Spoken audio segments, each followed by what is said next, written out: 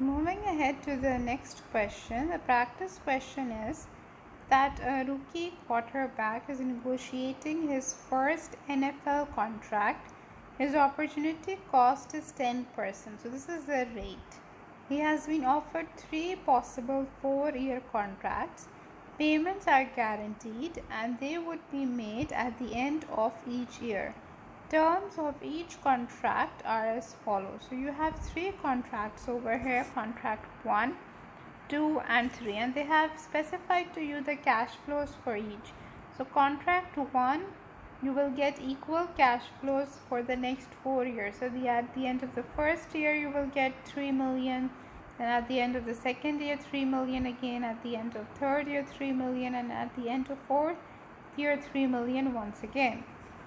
In contract number 2, you will get 2 million at the end of the first year, 3 million at the end of the second year, then 4 million at the end of the third year, and 5 million at the end of the fourth year.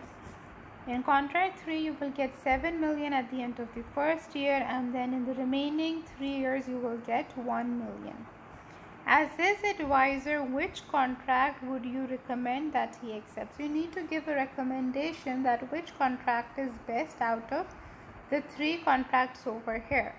Now you cannot just give a hint or like a judgment like this. You need to calculate the present value or the future value at a particular time, and then you can decide.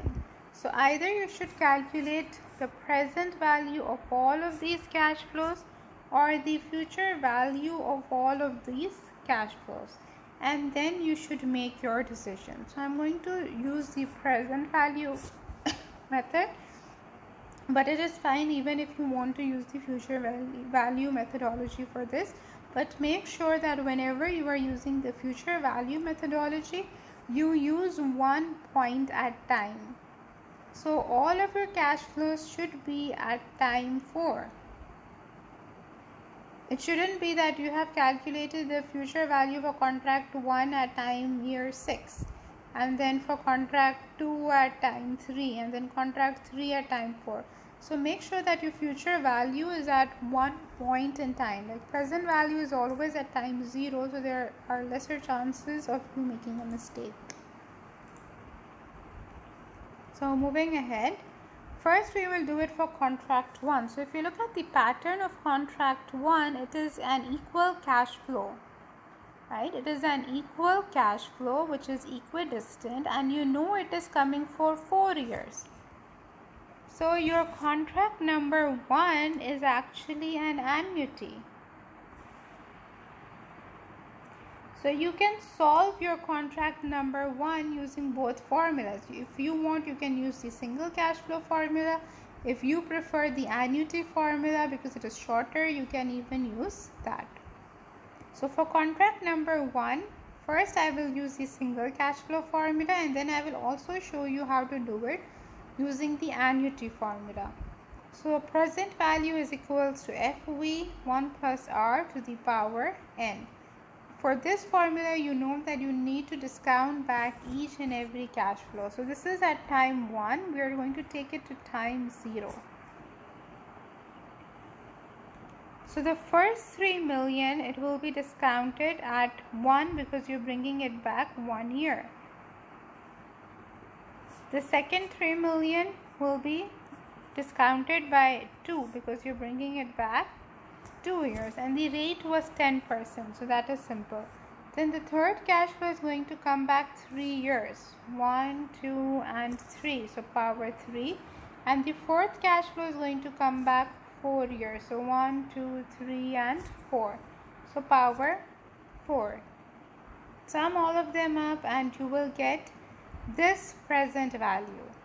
So for this we have used the single cash flow formula, but in this case, in contract 1, you can also use the annuity formula, and it will make your calculations shorter. So if you want to use the annuity formula, you will use the present value annuity formula, and note over here that you are using the ordinary annuity formula because the payments are at the end of the year.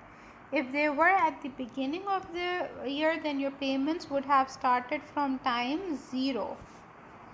but your payments have started from time 1. So this means that this is ordinary annuity. The PMT will be 3 million over here. The R will be 10%, and there are 4 PMTs, so your N will be 4.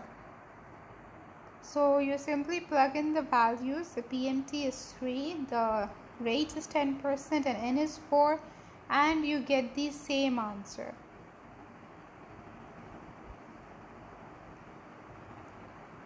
So you can see that the answer is same. For contract 1, it is up to you whether you prefer to use this formula or whether you would want to use the annuity formula. But for the remaining 2 contracts, you can see that the cash flows are uneven. So you can only use the single cash flow formula, at least for contract 2. I will show you how to use the annuity formula in contract 3 as well.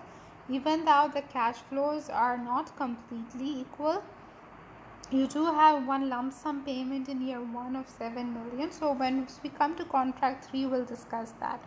First, we're going to do contract 2. So if you look at the pattern of contract 2, it is completely uneven. There is no pattern at all. So it's 2, 3, 4 and 5.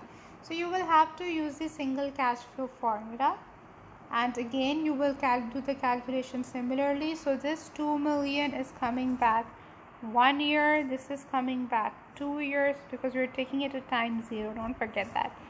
So you're bringing this back 1 year, this is coming back 2 years, this 4 million is coming back 3 years, so power 3, and this 5 million is coming back 4 years, so you have power 4 over here.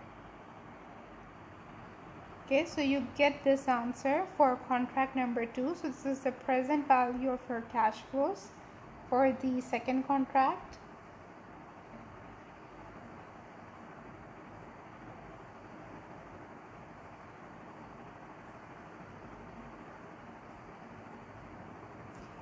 Now for contract number 3, because I want to show you how to use annuity and single cash flow formula together, because some of your cash flows do have this formula. So they look a bit like annuity, but you have just one cash flow that is uneven.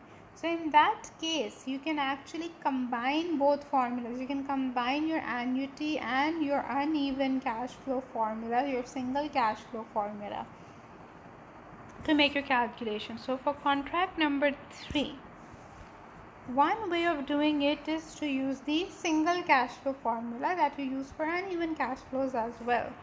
So you will use this one.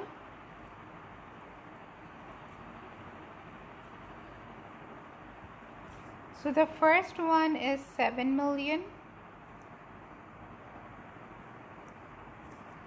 The rate was 10%. And power will be 1, because you're bringing it back 1 year to time 0. Then you have the next.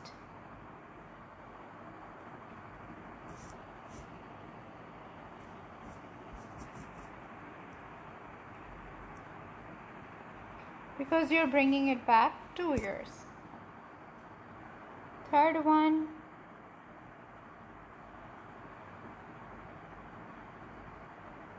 And then you have the last one.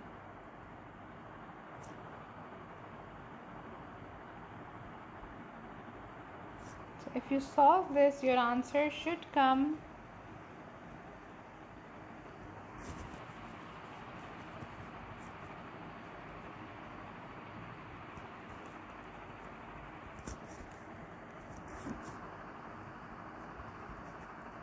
So this is one way of solving it. Another way of solving this question is that you can use the single cash flow for this 7 million, because this cash flow does not go with your other cash flows. But these 3 cash flows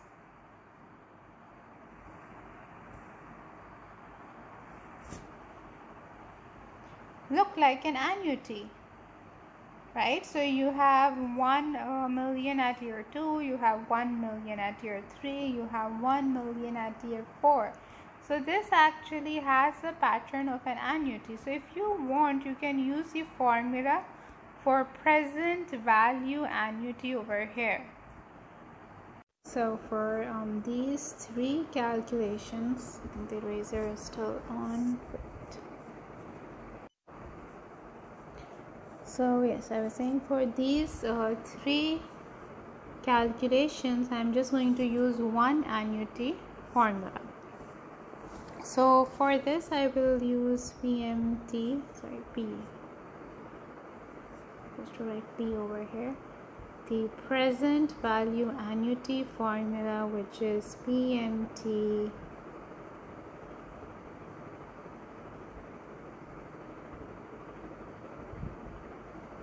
the PMT is 1 million. The interest rate is 0.1.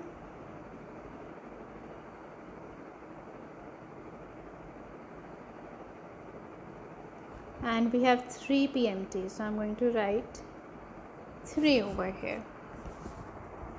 So if you solve this, the present value of this annuity is coming. So this is coming 2486851.99. This is the value coming from the present value annuity factor formula. Now this present value annuity factor calculates the present value for these three cash flows, but note over here that this will not take you directly to time 0, because this formula is based on yearly cash flows that have to come every year. So basically what this formula is doing for you is that it is bringing these cash flows to time 1. It's calculating the present value till year 1, because remember,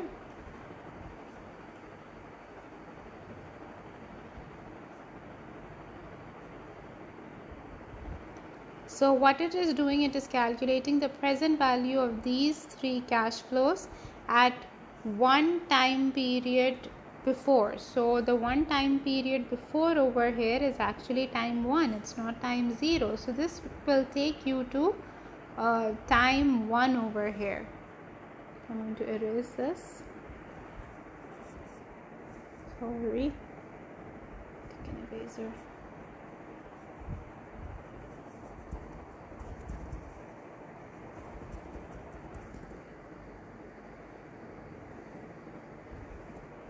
Okay, so now once you have the 7 million, along with that you have this amount at time 1 as well. So basically your timeline is like this now. So at time 1 you also have 7 million, and you also have 2486851.99, which is the present value of the three future equal payments of 1 million. So this is the present value of these three cash flows. So now what you will have to do, you will still have to apply the single cash flow formula and bring these cash flows back by 1 year. So I'm going to erase some of the work that I've already done so I have more space.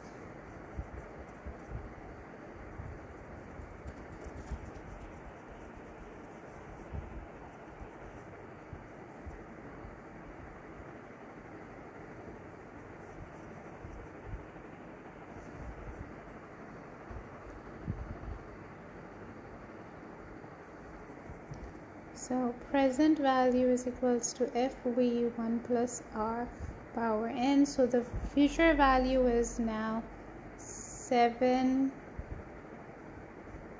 plus 2486851.99 and 1 plus 0.1 to the power 1, because you're bringing it back 1 year. So if you calculate this, your answer will still come 410.901, which is the answer you originally got from the first methodology as well. So basically in these calculations, it is up to you how do you want to solve them, because both formulas can be used somewhere. But the thing that you need to remember over here is that if the cash flow is uneven, it is better to stick to the single cash flow formula, and the annuity formula can only be applied to specific cases when the cash flow is equal. I have done the longer version in contract 3 of using the annuity formula and the present formula just to try to explain the concepts to you even more, and to make sure that you understand that an annuity can only be used when the cash flows are equal and equidistant, and you know how long they are. These characteristics are there. You can use annuity anywhere you want to, but you cannot use it for any cash flow that is not following this pattern. For that one, you will always have to revert back to this formula. And for uneven cash flows, if you see that even the pattern is not the same, and even for contract 3, I would actually recommend that just use this formula throughout, because your calculation will be simpler and there will be lesser chance of you doing a mistake. So use the first methodology that I used for contract number 3, in which I only use the single cash flow formula. I would recommend that for you. So I'm going to erase everything now. Again, all of the solutions are in the slide, so you can easily go through them later on as well. This is how we did the calculation for contract 1, and the PV that we got was 9.5 million. Now moving ahead to the next one. In contract 2, we got a PV of 10.7 million, and then we got in contract 3 a PV of 9.6 million. So as his advisor, which one would you recommend? Now remember, these are not expenses, these are cash inflows. These are going to be his receipt. So he is going to prefer the one that is giving you the highest present value. So in all three of them, let me show you contract 1 again. So even contract 1 is lower than contract 2, and even contract 3 is lower than contract 2. So as his advisor, you would recommend this quarterback to go for contract number 2. This will be the best option, as the present value of the cash flows is the highest over here.